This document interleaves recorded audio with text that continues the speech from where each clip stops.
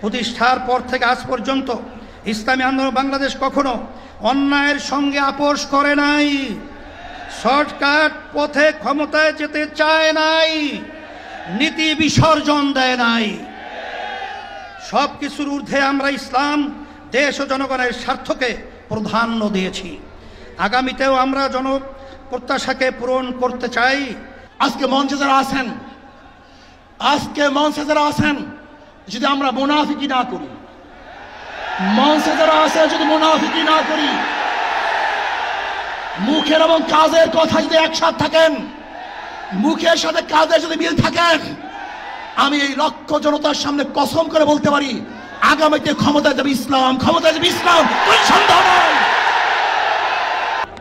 আগামী দিনে বাংলাদেশে যাতে কোনো নির্বাচিত স্বৈরাচার, দুর্নীতিবাজ, লুটেরা ও সন্ত্রাসী শ্রেণী রাষ্ট্র ক্ষমতাকে ব্যবহার করে জনগণের অধিকার কেড়ে নিতে না পারে, রাষ্ট্রের সাংবিধানিক প্রতিষ্ঠানগুলোকে দলীয়করণের মাধ্যমে ধ্বংস করতে না পারে এবং একদলীয় কর্তৃত্ববাদী শাসন কায়েম করতে না পারে, সেজন্য প্রয়োজনীয় মৌলিক সংস্কার দ্রুত সম্পন্ন করতে হবে।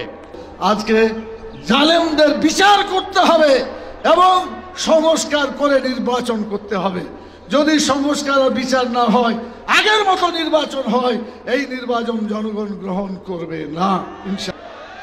এই জন্য সংস্কার চাই এবং নির্বাচনে কোনো পেশি শক্তি, কোনো কালো টাকার মালিক কেউ দেখাবে, ক্ষমতা দেখাবে, লুটপাট করবে, মারপিট করবে, ওখানে আপনার গুন্ডামি করবে, এই গুন্ডামি আগামী নির্বাচনে কি আমরা নির্বাচন কেন্দ্রে করতে দেব কি দেব না?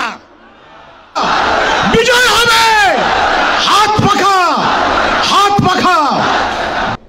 ইতিপূর্বে 54 বছরে যেই পদ্ধতিতে নির্বাচন হয়েছে, আপনারা এই কয়েকদিন আগে হাবিবুল আউয়ালের, অভিশপ্ত হাবিবুল আউয়াল যে সিউসি বক্তব্য রেখেছে যে এই পদ্ধতিতে 1000 বছর নির্বাচন হলেও সুষ্ঠু নির্বাচন হবে না।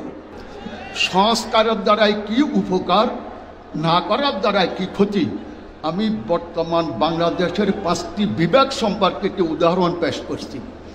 কিন্তু আপনার এই ভূমিকায় প্রশ্ন তৈরি হয়েছে, আগামী 8-10 মাস পরে যদি নির্বাচন হয় আপনি সোজা থাকবেন কিনা? আপনাকে এই 8 মাসে নিরপেক্ষতার প্রমাণ আপনাকে দিতে হবে, বাঁচতে হবে, এর কোনো বিকল্প নাই।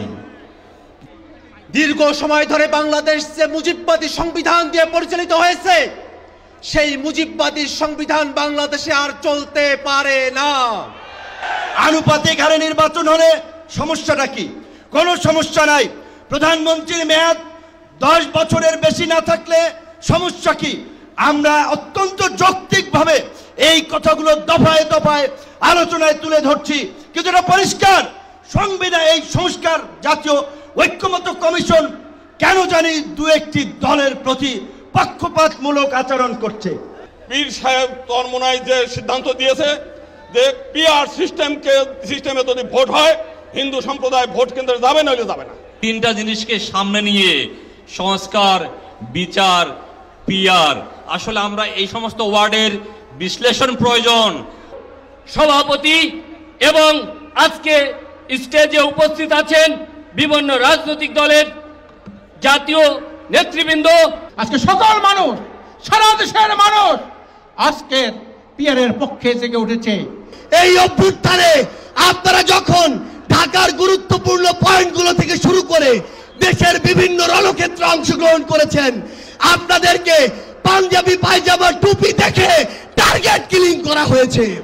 আমরা 2013 সালে শাপলা চত্বরে আমাদের রক্ত বিলীন করে শত শত মানুষ জীবন দিয়েছি। 2011-তে ফেসিবাদী হাসিনা সরকার আল্লাহর উপর পূর্ণ আস্থা বিশ্বাস তুলে দিয়েছে। আমরা দাবি করেছি, সংস্কার কমিশনের সঙ্গে বৈঠকে দাবি করেছি। আজকে এই জনতার মঞ্চ থেকে আমি দাবি করতে চাই, আল্লাহর উপর পূর্ণ আস্থা বিশ্বাস পুনর্বহাল করতে হবে। বিজয় হবে হাত পাখা, হাত পাখা। বৃষ্টি কি আমাদেরকে কাবু করে দিল নাকি? সংগ্রামী বন্ধুগণ, এ পর্যায়ে আপনাদের সামনে